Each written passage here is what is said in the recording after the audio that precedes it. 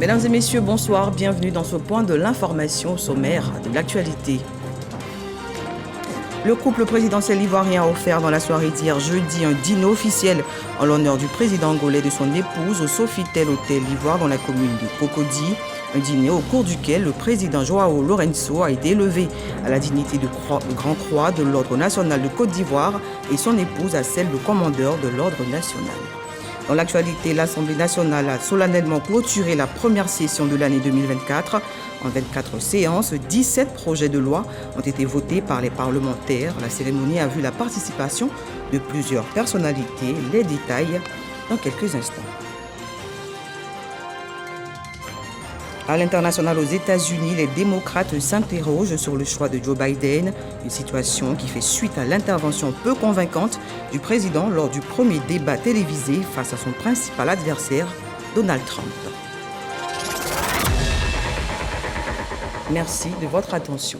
Présent depuis ce mercredi 26 juin 2024 en terre ivoirienne, le président angolais a regagné son pays cette fin d'après-midi aux environs de 17h. Il a été accompagné par plusieurs membres du gouvernement avec à leur tête le vice-président de la République, Tiemoko Méliette Kony. Une visite assez fructueuse avec justement ce dîner offert par le président Alassane Ouattara et son épouse au couple présidentiel angolais. C'était ce jeudi au Sofitel Hôtel Ivoire, une soirée au cours de laquelle les illustres hôtes ont été décorés. Le compte rendu d'Alexis Ouedraogo. Du rythme, de la couleur pour célébrer l'excellence des relations entre la Côte d'Ivoire et l'Angola. Jeudi soir au Sofitel Hôtel Ivoire d'Abidjan, sur invitation du président Alassane Ouattara, les petits plats sont mis dans les grands pour honorer le président Lourenço. Vive l'Angola, vive la Côte d'Ivoire, vive l'amitié et la coopération ivoiro-angolaise. Merci, merci, madame, merci. Dans leur toast, les deux chefs d'État honorent la qualité de la coopération entre leurs deux pays. Ils ont surtout réaffirmé leur volonté commune de consolider ces liens au bénéfice des deux peuples. J'ai foi en un avenir radieux des relations entre la Côte d'Ivoire et l'Angola, qui sont deux pays importants du continent africain, puisque nous sommes, l'Angola et la Côte d'Ivoire, parmi les 10 premières puissances économiques du continent. Je vous réitère mon entière disponibilité, ainsi que celle de mon gouvernement, à œuvrer de concert avec vous et avec votre gouvernement à la consolidation des relations entre nos deux pays pour bien évidemment le bénéfice des Angolais et des Ivoiriens. L'occasion pour son homologue angolais de réitérer sa détermination à œuvrer au raffermissement de cette longue relation d'amitié. Excelência, Senhor Presidente Alassane Ouattara. Excellence, Monsieur le Président Alassane Ouattara, je voudrais, au nom de ma distinguée épouse, à mon nom propre, à la délégation qui m'accompagne, ainsi qu'à tout le peuple angolais, de remercier l'accueil chaleureux que votre Excellence nous a adressé depuis notre arrivée ici en terre ivoirienne. Cet toast sera pour le renforcement des relations de coopération et d'amitié entre la République d'Angola et la République de Côte d'Ivoire. Notons qu'au cours de ce dîner, le président angolais a été élevé à la dignité de Grand Croix de l'Ordre national de Côte d'Ivoire et son épouse à celle de commandeur de l'Ordre national. Renforcer la coopération économique et développer les échanges commerciaux entre les deux pays. Ce sont des objectifs du Forum économique Côte d'Ivoire-Angola. Pour les matérialiser, hommes et femmes d'affaires ivoiriens et angolais ont effectué le déplacement ce vendredi au siège de la Confédération générale des entreprises de Côte d'Ivoire dans les communes du Plateau. Une rencontre en présence du vice-président de la République. Plus d'informations avec Dongui Dongui. Estimée à environ 30 milliards de francs CFA en 2022, la valeur des échanges commerciaux entre la Côte d'Ivoire et l'Angola est jugée encore marginale par les autorités des deux pays qui veulent faire mieux au moment où leurs économies respectives sont confrontées aux défis de la diversification et de la zone de libre-échange continentale ZLECAf. C'est dans cette dynamique que les hommes d'affaires ivoiriens et angolais se sont rencontrés et ont échangé dans le cadre d'un forum économique à l'initiative et dans les locaux de la Confédération générale des entreprises de Côte d'Ivoire, CGECI. Je suis particulièrement heureux de la participation à ce forum d'une forte délégation d'entreprises angolaises. Et je voudrais vous dire, chers confrères et certainement chers futurs partenaires d'affaires, que vous êtes les bienvenus en Côte d'Ivoire. La Confédération générale des entreprises de Côte d'Ivoire, qui fédère près de 80% du secteur privé moderne, se tient à vos côtés pour vous aider à développer des affaires en vue de créer en synergie avec les entreprises ivoiriennes un cadre de prospérité partagée. En offrant le cadre de ce forum économique, les autorités ivoiriennes et angolaises disent miser sur le dynamisme des opérateurs économiques de leurs deux pays pour transformer les potentialités que regorge leur pays en opportunités. Je voudrais saisir l'occasion de cette cérémonie pour inviter les secteurs privés ivoiriens et angolais à se mettre ensemble pour créer des entreprises communes, des joint ventures dans des secteurs prioritaires de nos deux pays qui seront demain des champions régionaux capables de conquérir des marchés au niveau continental et international. Je voudrais les inviter à être plus audacieux et plus offensifs pour tirer avantage des gisements d'opportunités offertes par nos deux pays. Le Forum économique Côte d'Ivoire-Angola a enregistré 3 signatures de conventions entre institutions ivoiriennes et angolaises et un panel de haut niveau. Entre autres enjeux, permettre aux hommes d'affaires des deux pays de mieux se connaître et jeter les bases d'éventuelles co-entreprises. Avant son départ cet après-midi, le président de la République d'Angola a effectué une immersion à l'usine Semois, une entreprise spécialisée dans la production de tablettes de chocolat à partir du cacao made in Côte d'Ivoire. Une visite en présence du Premier ministre Robert Begré-Mambé. Herman Guivet.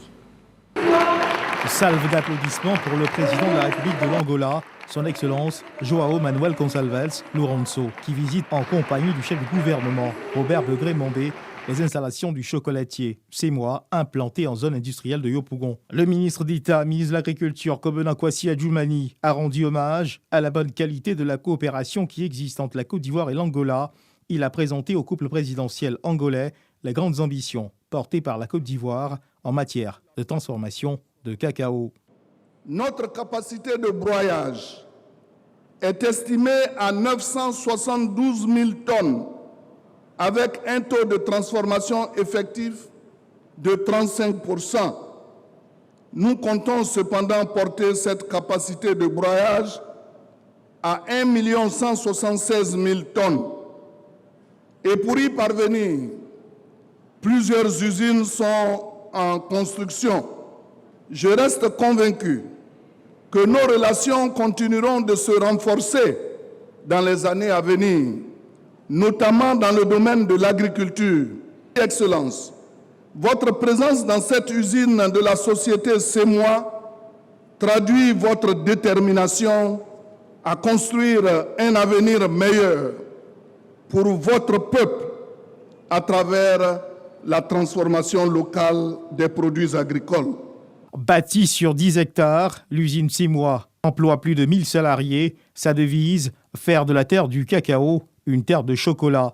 À travers un film institutionnel, le directeur général de l'entreprise a présenté au couple présidentiel angolais et à sa suite le programme Transparence Cacao. Une visite guidée de l'usine Semois en compagnie du Premier ministre Robert Begré-Mambé qui a permis au président angolais de s'imprégner des différentes étapes qui engagent la transformation du cacao en produit de consommation, du décortiquage à la torréfaction jusqu'au conditionnement du produit fini. Le président de la République d'Angola et son épouse ont pu apprécier les différents processus auxquels sont soumis les fèves de cacao. Moment fort apprécié par le couple présidentiel angolais. Au terme de cette visite, le président angolais, João Manuel Lourenço, a marqué son passage à l'usine à travers quelques mots gravés dans le livre d'or de l'entreprise. Il dit toute sa satisfaction d'avoir visité l'usine Semois en compagnie du chef du gouvernement et de toute la délégation qui l'accompagne. Comme annoncé en titre, fin de la première session de l'année 2024 du Parlement ivoirien.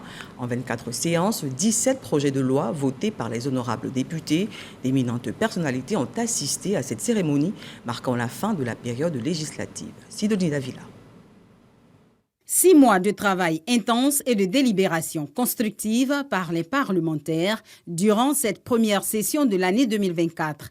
Au total, 17 textes adoptés, dont 2 projets de ratification et 15 lois ordinaires. Au niveau judiciaire, nous avons adopté des réformes instituant de nouvelles dispositions dans les codes existants, notamment le code de procédure pénale où les mécanismes de lutte contre la grande criminalité sont renforcés par les mesures de saisie ainsi que des techniques d'enquête spéciale. Quant au code pénal, il a suscité certaines polémiques relativement à la modification de l'article 185 nouveau qui élargit la notion d'apologie du crime sans porter atteinte aux libertés fondamentales, notamment la liberté d'expression et les libertés individuelles si chères à nous tous. Ce code innove également par la dépénalisation de l'avortement en cas de viol et lorsque la vie de la mère est en danger d'une part, et la réforme du régime de la confiscation qui prévoit qu'en cas de condamnation pour une infraction, à l'exception des délits de presse, le juge prononce obligatoirement la confiscation des biens du condamné d'autre part. Selon le président de l'institution, Adama Bictogo, plusieurs tests adoptés ont suscité un réel engouement et ont un impact significatif sur la vie des populations. La session qui a débuté en janvier et s'est achevée en ce mois de juin a également été marquée par de nombreuses missions. En clôturant cette session, le président de l'Assemblée nationale appelle à une continuité dans l'effort collectif pour relever les défis à venir. Nous vous proposons quelques réactions au terme de la clôture. Clôture de la première session ordinaire de l'Assemblée nationale pour l'année 2024. Les députés sont en vacances dès ce vendredi 28 juin, après 6 mois de travaux parlementaires. La Constitution prévoit que le Parlement se réunit de plein droit en session ordinaire. Cette session ordinaire ferme le dernier jour ouvrable du mois de juin. Donc aujourd'hui, nous sommes au dernier jour ouvrable du mois de juin. Tout le Parlement s'est réuni aujourd'hui pour la clôture de la première session. Nous avons abattu un travail colossal.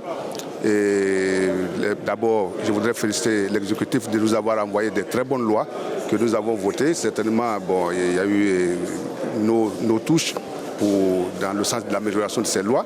Mais pour la Côte d'Ivoire, nous avons travaillé de façon ardue. 24 semaines de temps de travail pour 24 séances en commission et 6 séances plénières. Ce sont plusieurs projets de loi étudiés. Des textes en vue d'impacter positivement le quotidien des populations. Et parmi ces lois, il faut noter une loi quand même qui impacte nos communautés. En l'occurrence, le code des infirmiers et le code des sages-femmes maïticiens. Aujourd'hui, nous sommes nombreux qui nous plaignons du comportement de nos infirmiers, de nos sages-femmes, de nos hôpitaux. Et je pense que ce n'est pas à ignorer. Mais ce code-là va encadrer désormais le comportement, le service, le rendu de ce que nos infirmiers sages-femmes font dans nos hôpitaux.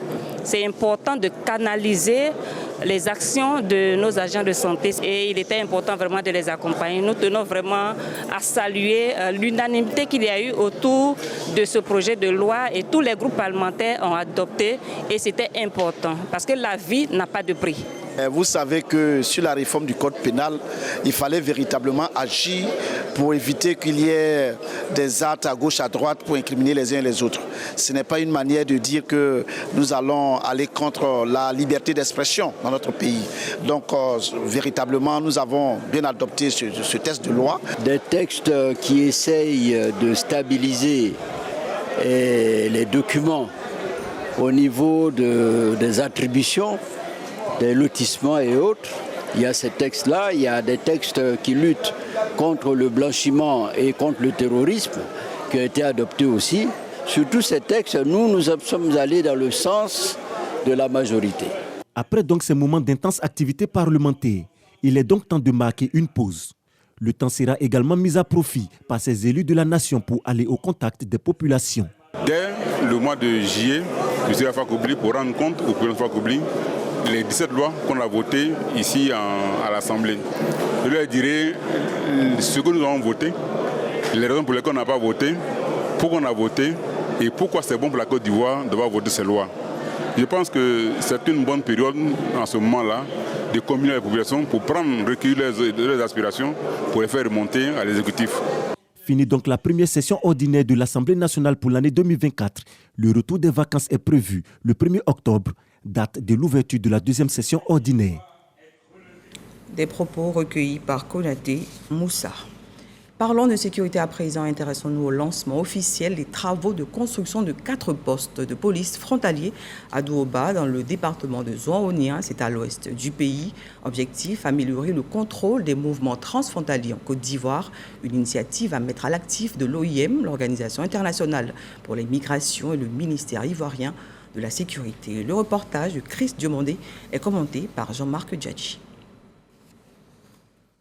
Sécurité aux frontières s'organise dans le département de Zouaonia, dans le district autonome du Tonki. La première pierre de la construction d'un poste de police frontière est posée à Douoba, dernier village situé à Binouye, à la frontière du Libéria. Une initiative de l'Organisation internationale pour les migrations OIM, en collaboration avec le ministère de l'Intérieur et de la Sécurité. Ce dispositif vise à assurer un contrôle efficace des mouvements transfrontaliers en Côte d'Ivoire. Les nouveaux postes de police aux frontières dont la construction débute aujourd'hui joueront un rôle essentiel dans l'amélioration de la sécurité frontalière et la gestion des flux migratoires. Ils permettront un contrôle plus efficace des mouvements transfrontaliers, permettront aussi de réduire les activités illicites et renforceront la coopération entre les autorités ivoiriennes et leurs homologues des pays limitrophes. Financé par l'Italie, c'est un projet qui vient renforcer la bonne coopération entre les deux pays. Le projet que nous allons concrétiser aujourd'hui fournira une contribution importante en termes de renforcement des contrôles aux frontières, et cela pourra constituer un modèle vertueux que nous pourrons étendre aussi à d'autres contextes géographiques. Le ministre de l'Intérieur et de la Sécurité, Vagando Diomandé, rassure les partenaires de la contribution de l'État à sauver des vies et à trouver des solutions aux frontières. Il y a de cela un peu plus d'1 an, exactement le 22 mars 2023, nous sommes retrouvés à Abidjan pour poser les jalons de la coopération entre la Côte d'Ivoire et l'Italie en matière de sécurité et de migration. Cette volonté partagée d'impulser une nouvelle dynamique à notre coopération bilatérale, nous l'avons matérialisée dans un accord de coopération entre nos deux départements ministériels, un accord de coopération gagnant-gagnant. Cet accord gagnant-gagnant est au bénéfice de nos braves populations, car il permettra de renforcer la sécurité des personnes et des biens, tout en luttant implacablement contre l'immigration irrégulière. La pose de la première pierre de Douoba marque ainsi le début des travaux de la construction des autres postes de police frontière, notamment Beta et Pékan Barrage, respectivement à Danene et Toulepleu, et enfin Doubasso à Tengrela, à la frontière du Mali. La construction de tous ces 4 postes de police frontière du pays aura une durée de 36 mois et dispose d'un budget de plus de 2 milliards de francs CFA. Enquête de sondage sur les habitudes d'information des Ivoiriens. Cette initiative de l'ANP, l'autorité nationale de la presse, a permis de révéler le grand intérêt des populations pour l'actualité. Plusieurs canaux sont alors pris d'assaut dans la télévision. Et bonne nouvelle, selon les sondages, la chaîne la plus prisée des Ivoiriens est RTI 1. Serge Pakomdidi et Didier Nguessan. La télévision est le premier média d'information des Ivoiriens. Elle est suivie respectivement par l'Internet, la presse digitale, la radio, le bouche à oreille et la presse écrite. RTI 1 est la chaîne de télévision la plus suivie avec 33,6% des parts d'audience. Ce sont là les principaux résultats du sondage sur les habitudes d'information des Ivoiriens réalisé par un cabinet pour le compte de l'Autorité nationale de la presse, ANP. Nous avons constaté au niveau de l'ANP qu'il y avait toujours ce marasme au niveau de la presse, que la presse allait mal, se vendait mal. Et nous nous sommes posé la question de savoir pourquoi nos compatriotes tournent le dos à la presse, comment ils s'informent de manière générale. Les enquêtes ont porté sur un échantillonnage de 1500 personnes âgées de 18 ans et plus, issues de toutes les couches sociales. C'est une enquête nationale, donc nous avons fait la sélection des grappes selon la méthode de la probabilité et proportionnelle à la taille, la méthode utilisée par le système des Nations Unies. La RTI 1 elle vient en tête en termes de téléspectateurs. Il se trouve que RTI 1 est l'organe le plus suivi en matière d'actualité au niveau de la Côte d'Ivoire. Donc nous sommes tout à fait fiers et nous ne sommes pas du tout étonnés parce que nous restons convaincus que malgré l'ouverture de l'espace audiovisuel, eh bien, RTI 1 demeure la télévision appréciée par les Ivoiriens. Ces données sur les audiences sont des indicateurs importants pour la viabilité du secteur des médias, selon le ministre de la Communication. Nous adhérons totalement à ces résultats. Je ne peux que me réjouir et féliciter l'Autorité nationale de la presse qui contribue ainsi à la prise de décisions idoines pour l'assainissement et le rayonnement de notre secteur en renforçant sa contribution active au fragile processus démocratique de notre pays. La presse écrite reste le maillon faible des médias selon l'étude qui explique la mévente des journaux par une mauvaise distribution, Internet et les réseaux sociaux.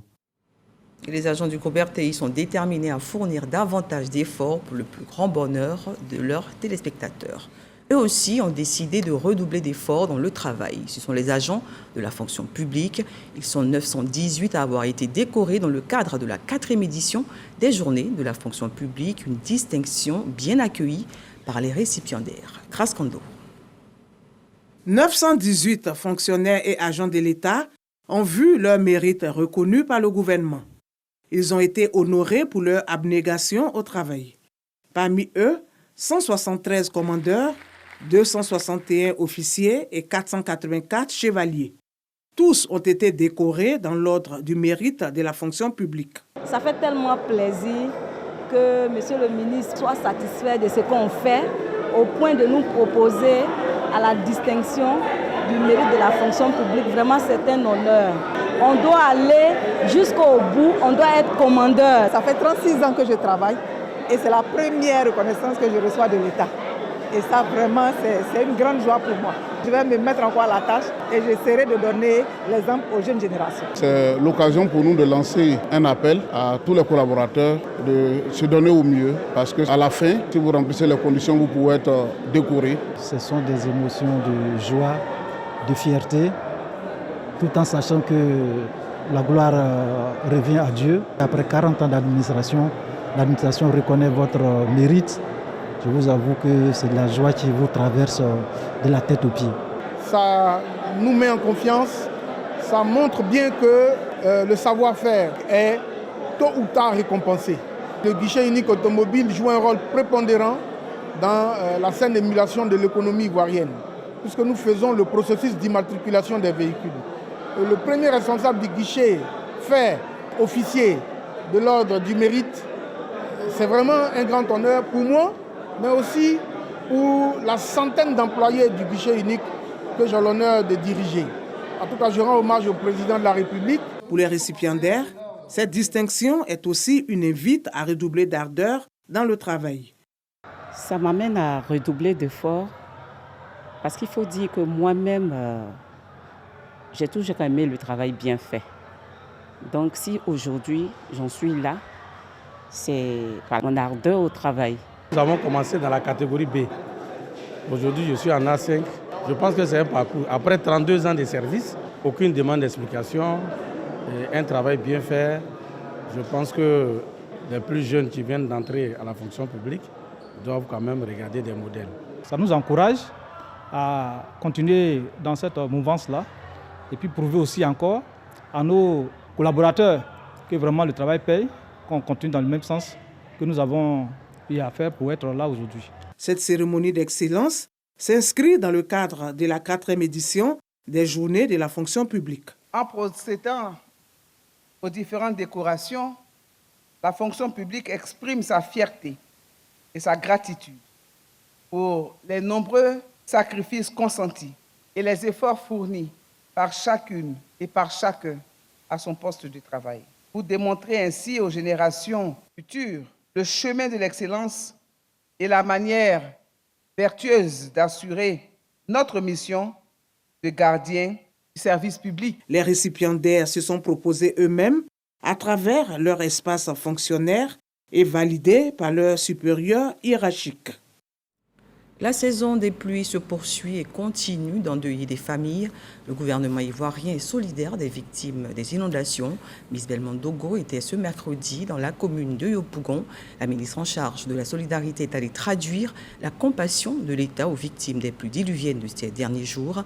L'émissaire du gouvernement avait à ses côtés le premier magistrat de la commune, Michel Lambeau Sogodogo. Une cérémonie sobre, empreinte d'émotion. Les pluies diluviennes qui se sont abattues sur le district d'Abidjan du 13 au 16 juin dernier ont endeuillé ces familles à Yopougon. Ce mercredi 26 juin, accompagnée du maire de la commune, Adama Bittogo, la ministre de la Cohésion nationale, de la solidarité et de la lutte contre la pauvreté est à leur côté. Miss Belmondo Dogo leur apporte le soutien du gouvernement.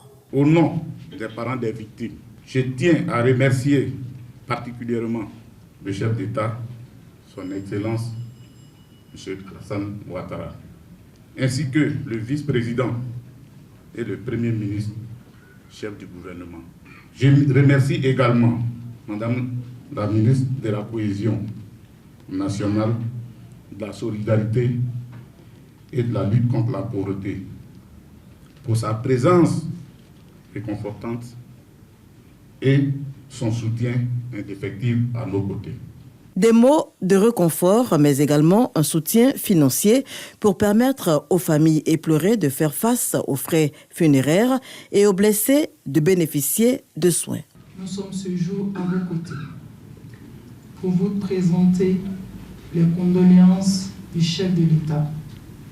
Nous subissons le changement climatique. Nous savons que le mois de juin-juillet, c'est la période des pluies, mais la pluie peut continuer jusqu'à fin décembre. La preuve, depuis 3 mois, l'intérieur du pays est ravagé par des vents. Les régions du Tompi, du Guémon, du Cavali, de l'Ifou sont traversées par des vents violents. Le Poro, le Tchologo, nous devons être prudents. Prudents pour nous-mêmes, prudents pour nos enfants. Et le maire de la commune de Yopougon, Adama Bittogo, de réitérer le soutien de la municipalité en cette période difficile. La mairie ne restera pas loin de vous. Le gouvernement vient de faire sa part. La mairie va faire sa part pour que ceux qui nous ont quittés brutalement puissent être accompagnés à leur dernière demeure.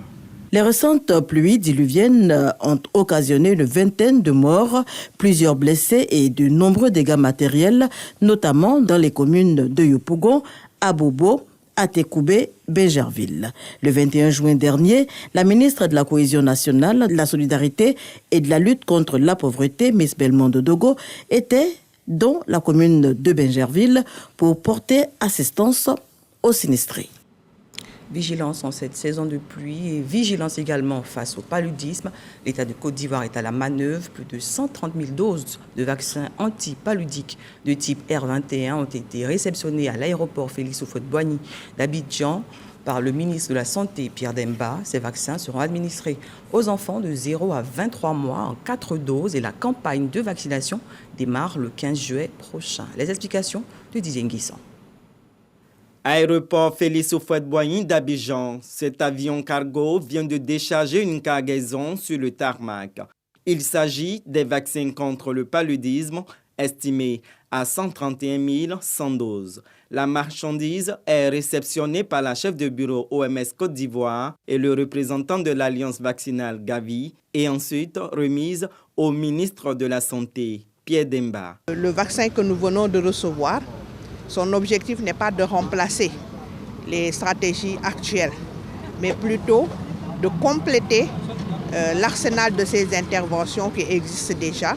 Il faut qu'on puisse continuer à renforcer les stratégies en cours, donc à savoir la lutte anti-larvaire, la chimioprophylaxie ciblée, les moustiquaires imprégnés. Il s'agit de couvrir l'ensemble des pays où le besoin est, c'est-à-dire les pays à forte endémicité de paludisme. La Côte d'Ivoire fait partie de ces pays-là et la Côte d'Ivoire a les moyens, a les capacités, mais surtout a un programme de vaccination qui marche. On parle de 70% d'efficacité. Première cause de consultation hospitalière avec 30%, le paludisme est en régression en Côte d'Ivoire avec une prévalence parasitaire qui est passée de 37 à 26% chez les enfants de moins de 5 ans. Ceux âgés de 23 mois ou plus sont la cible de la prochaine campagne de vaccination antipaludique à partir du 1er juillet. Le gouvernement donc paye avec ses partenaires tous les tests rapides pour que dès que vous arrivez à l'hôpital, on puisse identifier si vous avez le paludisme. Et quand c'est le paludisme, vous êtes pris en charge gratuitement. Mais aujourd'hui, on assiste aussi à des formes de paludisme plus graves. Et notre objectif, c'est vraiment de renforcer notre plan de lutte contre la mortalité, surtout au niveau des enfants. Donc avec ces vaccins, nous allons renforcer notre arsenal de lutte pour l'élimination du paludisme dans notre pays. Ce lot de vaccins complète l'ensemble des livraisons à 656 600 doses pour un financement de 3 500 millions de francs CFA, dont 1 600 millions de francs débloqués par le gouvernement. Ces dernières années, le nombre de décès liés au paludisme a chuté de plus de 50% avec 1315 décès. À l'international, si le président Joe Biden poursuit sa tournée ce vendredi en Caroline du Nord, ceci n'efface pas pour autant la crise d'angoisse qui gagne son camp. Le candidat démocrate a été mis à mal face à Donald Trump hier lors de leur premier débat. Voix enrouée et élocution embrouillée, autant de signes qui remettent sur la table l'état de santé de l'homme politique de 81 ans, même si pour la vice-présidente Kamala Harris, le président Biden a terminé en force. Cette performance continue tout de même de faire couler beaucoup d'encre et de salive au pays de l'oncle Sam. Avant de conclure cette édition, ce samedi 29 juin 2024, à partir de 19h15, suivez en direct sur RTI2 et nos plateformes digitales le Yellow Carpet, la grande émission People avant la finale Miss Côte d'Ivoire 2024. Stars, strass et paillettes seront au rendez-vous pour célébrer la beauté ivoirienne. Yellow Carpet, le moment People incontournable de Miss Côte d'Ivoire 2024. Fin de ce journal. Merci d'être fidèle au programme du groupe RTI. Prochain rendez-vous de l'info demain 6h30 avec Léon Brou. À très bientôt.